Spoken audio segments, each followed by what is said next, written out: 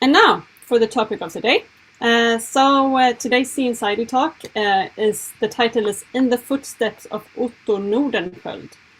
And we will learn more about Antarctic heritage. The speakers are Gunnar Almevik at the Department of Conservation at the Faculty of Science, and Jonathan Westin at the Department of Literature, History of Ideas and Religion at the Faculty of Humanities. So really a transdisciplinary, cross-disciplinary topic.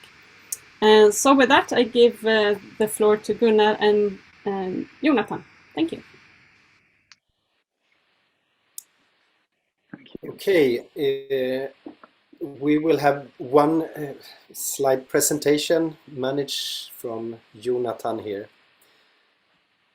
We will present a research and survey project concerning the remains and uses of the first Swedish South Polar expedition in 1901 to 1903. And the historic research expedition led by Dr. Otto Nordenskjöld brought a wooden research station on their journey, a building that is still standing on Snow Hill Island in the Weddell Sea, close to Antarctic Peninsula. And today, this building and other remains from the expedition are listed for protection and safeguarding as historic monuments within the Antarctic Treaty System. And here, Sweden and Argentina are jointly responsible for the management. However, so far, only Argentina has been doing all the hands-on work on the site. Okay, can take next slide.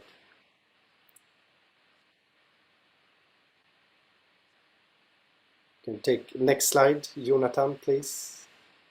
Yeah, I changed slide. Okay, this might be my my crappy internet here. In 2020, just before the COVID pandemic, a field work was carried out in Antarctica named SHAC 2020. The project was a collaboration between Argentine agencies, DNA, National Directorate for Argentine Antarctic, and the EAA, the Argentine Antarctic Research Institute.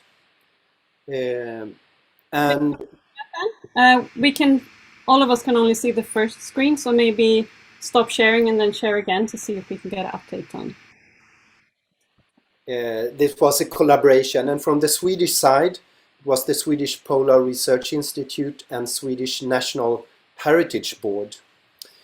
And the team consisted of researchers also from 3 Swedish universities, from Royal Institute of Technology, Luleå University of Technology, and us from University of Gothenburg. And here you see the members of the team. Up to the left is I, and after Dag Avango from Luleå, Jonathan Westin is here, Katte Lindström from KTH, Valeria Contissa, a conservator from DNA, and the leader of the expedition, the historian Pablo Fontana. You can take the next slide, please. Good. So the project had 2 objectives. First, it was to collect data for research about the construction and uses of heritage in Antarctica. This project was run by KTH and LTU, led by Dag Avango, Katte Lindström, and Liz-Marie van der Watt. And the second objective was to document and assess the condition of the remains, and also document those remains, providing a knowledge base for decision making by Swedish National Heritage Board. Take the next slide. And the whole logistic was managed by the Argentine army. And we were transported by helicopters and their Hercules planes, guided by Army Captain Hector Mamami Ovejero. So, okay, next slide. So I thought that we'd just give a quick overview of the the original expedition, the reason why that we did our expedition, basically. So, as Gunnar said, the goal was to map the Antarctic Peninsula and establish this winter station on the Antarctic Peninsula from which they could perform scientific investigations, like, for instance, geology, magnetism, meteorology, and botany. And you can actually see here the winter station is packed here on the roof here of the ship, just behind the members. So they set sail in October in 2001 on the ship Antarctica, and it was captained by Larsen. And they traveled by Buenos Aires, where they replenished their stock and took on board an Argentinian researcher, Sobral. Only a small group of these researchers, 6 all in all, would winter on Snowy Island. The rest would continue on with Antarctica to South Georgia. And the winter station was erected during the second half of February. Here we can see a photo just when it's nearly finished. And here is another photo, contemporary photo of the shoreline where it was erected. However, on the way back from South Georgia, they could not get to Snowy Island, where the friends were waiting to be picked up. The ice was too widespread, so Duse, Grund, and Anderson were put ashore in a bay to try to get to the winter station by land and announce that help was on the way. While Larsen set about navigating the ship around the ice, but both of these attempts failed. Anderson and Grund then returned to the bay waiting to be picked up by the ship, which in turn sinks in February 12th. And the sailors and Captain Larsen, they make their way to over the ices to Paulet Island. So now the expedition is basically parted ways. So they are on 3 different locations. On Paulet Island, the captain and the knight and sailors prepare for the coming winter by building a stone hut. They have no idea what happened with Duse, Grund, and Anderson, if their attempts was a success or not.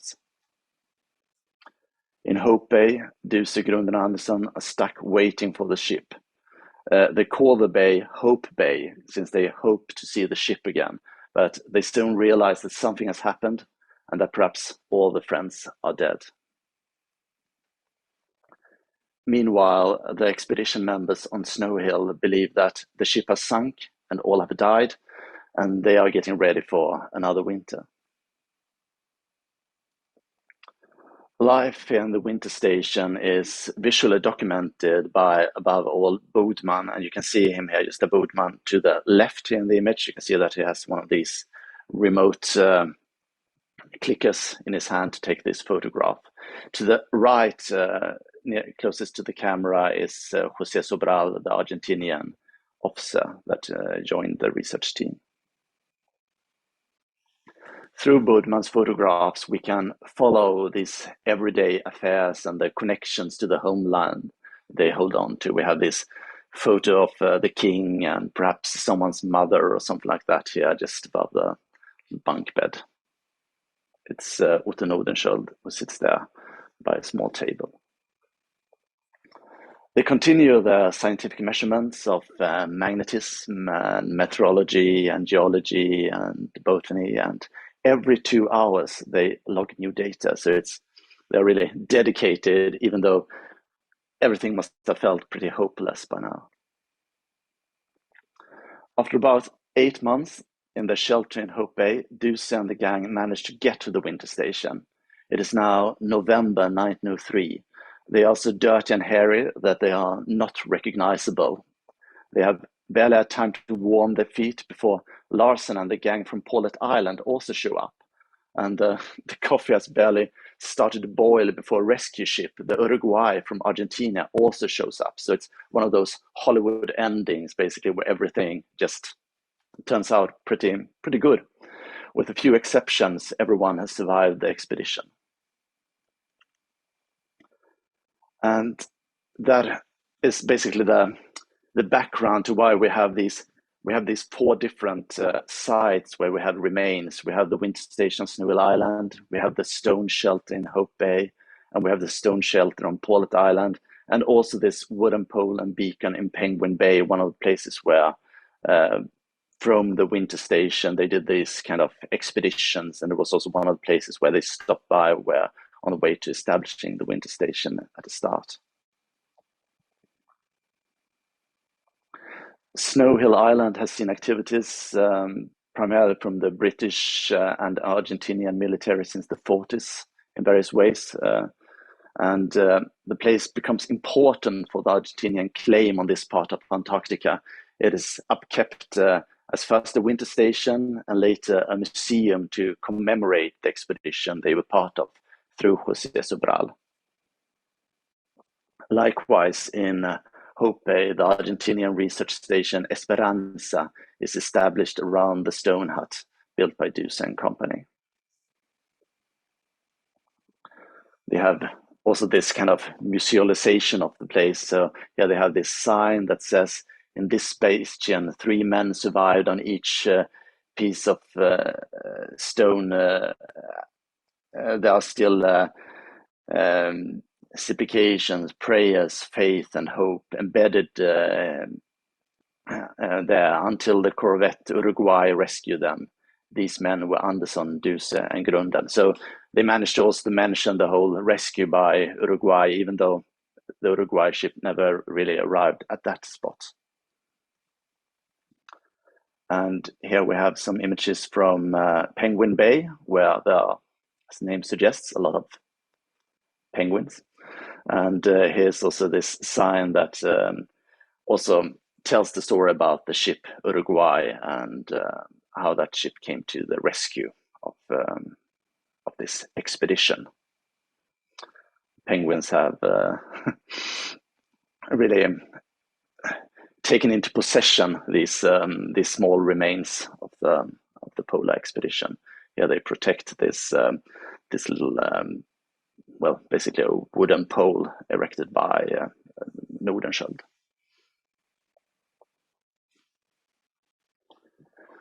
Yes, and the field work that we conducted, you can take the next slide, please, involved various techniques and means to be able to bring home as much data as possible. So the background to this was that Swedish National Heritage Board wanted a knowledge base for future decision. Argentine authorities had posed a question to Swedish authorities about the collaboration in the management of those remains. And the fact was that the awareness of the very existence of those remains were quite low in Sweden, at least at the National Heritage Board. So they wanted information about kind of the condition and the state of the art, state of play here.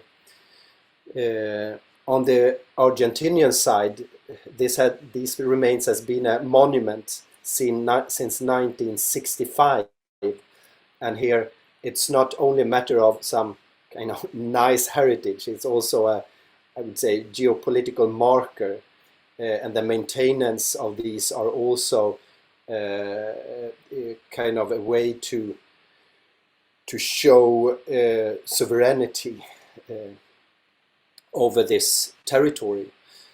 However, the territorial claims were frozen by the Antarctic Treaty system, but here the very same land is claimed by UK, Chile and Argentina. Not by us though.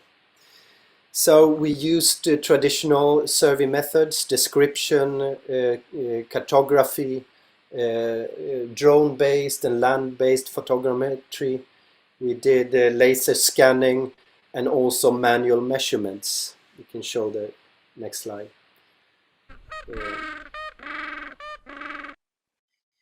Yeah, we also recorded the sound from these places, and here you heard an Adeline penguin, and many of those remains were placed actually beside the colonies to get alimentation for their stay. We recorded sound being in the hut, being by the Weddell Sea, in storm, being up in the mountain, to be able to bring home not only the visual aspect but also some parts of the sensory aspects of being here. We started actually with a manual mapping, making a map of the site by actually using the compass and the footsteps as a measure. And we noted all the oral information from the Argentinian staff that was related to kind of get this place-based knowledge documentation. You can continue. And of course we did this manual measurement, which might seem historic in these digital times, but still the manual measurement is like a diagram of observation. It's also a way to come close to the building's properties and qualities. Important also for the condition survey. Can you take the next? Yeah, and here we see the plan of the research winter station with a small kitchen and 3 bedrooms and a common place. Take the next. Yes, so all the sites, exterior and interior, were scanned in very high resolution. And the idea was also to be able to bring home information and a knowledge base to make further investigation. Comparing manual measurements, all the decision of what data to collect has to be done at site, but with laser scanning we can roam and re-investigate the site even afterwards. So please next. And we did photogrammetry also, which is an image-based technology. Take the next, please. And also using the drones. And of course here we had no electricity and we were depending on a power plant that actually had quite severe problems.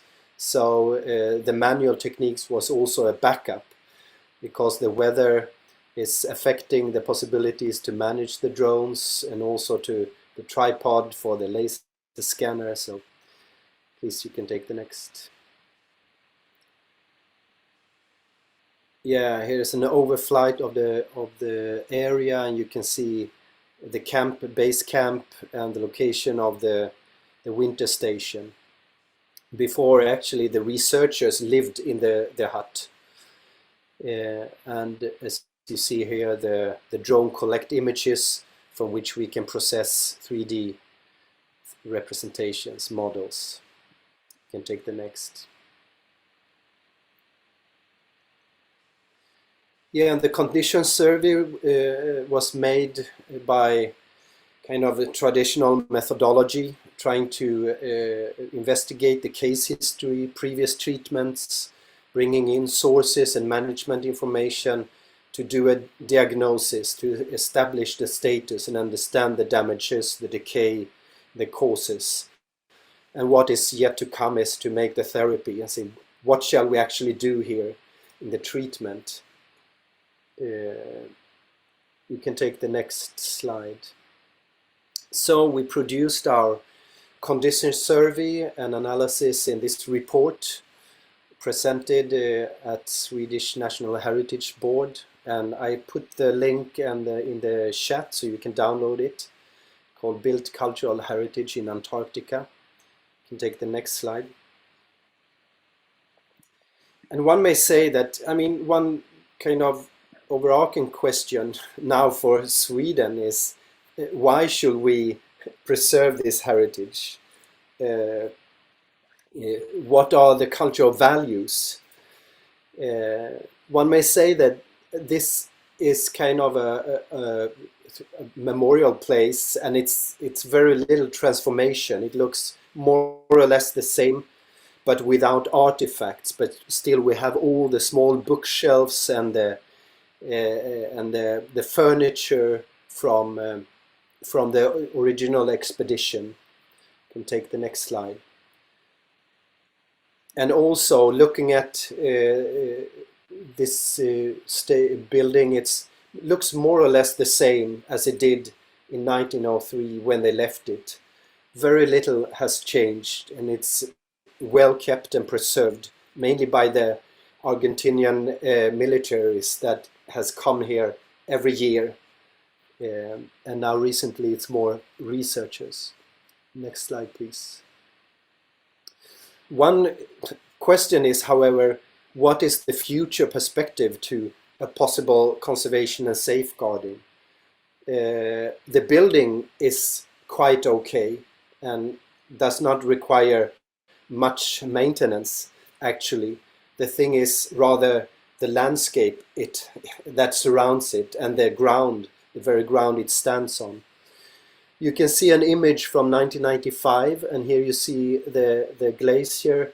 The ice is out in the Weddell Sea, and this is actually the same condition in 1901. So up until 1995, the morphology and the ice looked quite the same, that we can say after the rephotography and analysis. But the last 25 years, this scene has changed dramatically. The ices are quite far up on land, several hundred meters, also causing meltwaters to erode this small hill that the building stands on. At the same time, the permafrost is melting, kind of destabilizing this hill, which probably has a core of ice. And at the same time, the level of the sea is rising. So this a future perspective is not forever, and it's not probably for 100 years. You can take the next slide. Yeah, the next. So one main question, what is the value? Many of the listed historic buildings and sites are motivated by the heritage of the expeditions, the challenges faced, the endeavors, and it's quite much a history, a male history, a history of brotherhood and survival and discovery.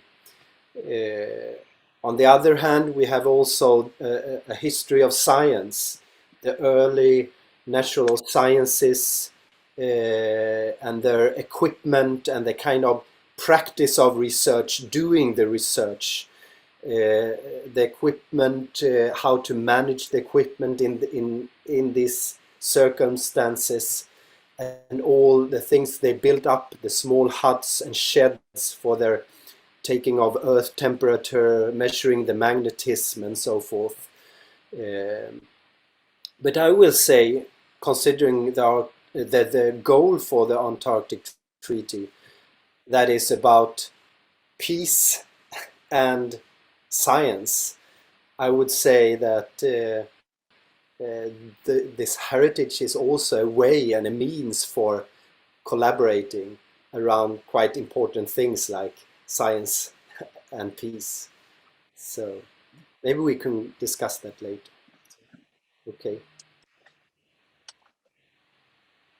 Thank you. And on the note of collaboration, as Gunnar has outlined here, these places, they face several threats, not least connected with climate change, and to come up with various ways of basically meeting these kind of threats, or working with these kind of threats, or finding ways to circumvent these kind of threats demands an interdisciplinary approach. And you also heard us mention that we have done all this kind of documentation of this place, different types of documentation, very high resolution type of documentation. And now we have, as a continuation almost of this one, we have this research project that's just just started, that we are looking for participants that could be part of. We're seeking basically a broad group of researchers to basically assess what can we do with this kind of documentation. Can we bring parts of Antarctica home here to Sweden to continue studying it through documentation, basically? Can we get more researchers involved in decision how to treat these kind of spaces or places that are facing threats that are not just from one thing, but several different things. And we have complex environments consisting of wooden buildings. We have glaciers that are moving. We have meltwater. We have different kinds of temperature. We have ocean that is rising, and all these different kind of things.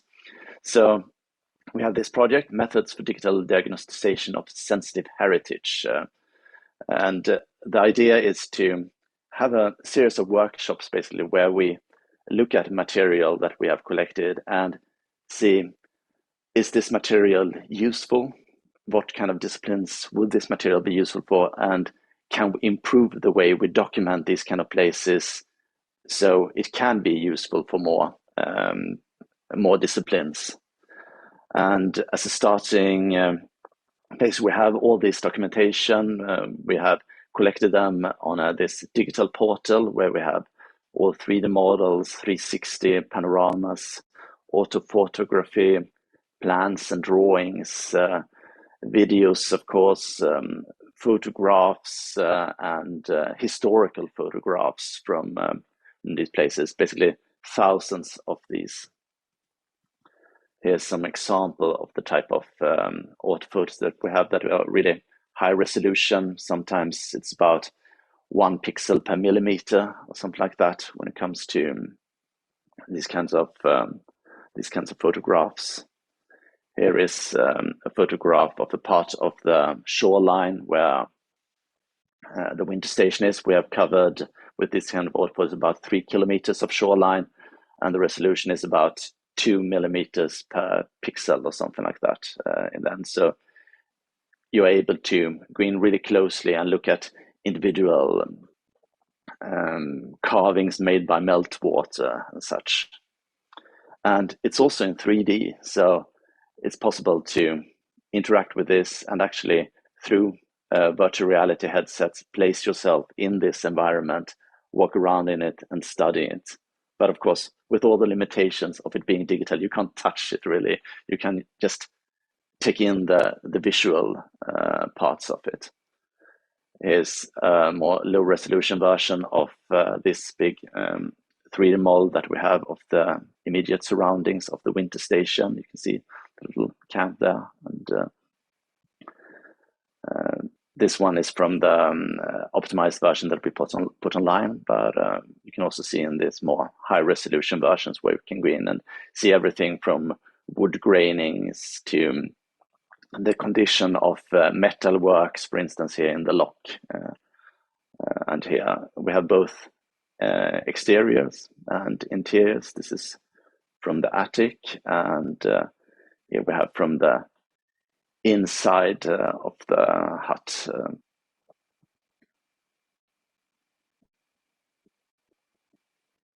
And with this type of 3D models, I think the resolution is around 1 measure point per millimeter or something like that, or a bit higher than that for certain areas. And every monument basically we have documented in this way, so you will be able to revisit them in sort of digital way.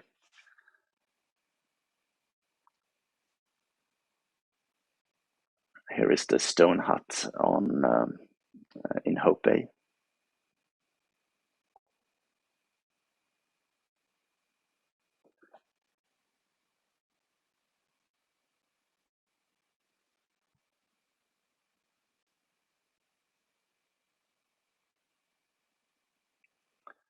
And in addition to this visual documentation, we also established this climate station, this weather station, basically on Snow Hill Island, which in some way I mentioned before that the original expedition kept taking notes, kept doing this kind of data, collecting data every second hour, and this climate station continues their work today with more modern ways and a bit more automatic way, but that is also a resource for this kind of documentation that we are doing that perhaps could be an aid to keep working with this from Sweden, being able to do this kind of remote research on this space and see what's happened with it, what kind of different types of interventions can be made to make this place last a bit longer. So on that note, here you have the link to the digital publication, and you can also find the link to our physical, our book, our report, and our contact information. And if anyone would think it would be interesting to examine this kind of material together with us and see what are the limitations of this kind of documentation and what are the possibilities of them, we would very much appreciate you taking contact with us so we could organize some workshops. Yeah, because when we were invited by the Argentinians here to this expedition, they asked for, we want a climatologist and experts on meltwater, on glaciers, on construction, and they listed a long, huge list of experts they wanted to collaborate. And of course, it's difficult to gather, finance all these lists. So it's important here to, I mean, we are trying to see, could we instead bring Antarctica to the experts rather than the experts to Antarctica? So. What a nice finishing touch there, Gunnar. Thank you so much. It was a wonderful Scene Society talk.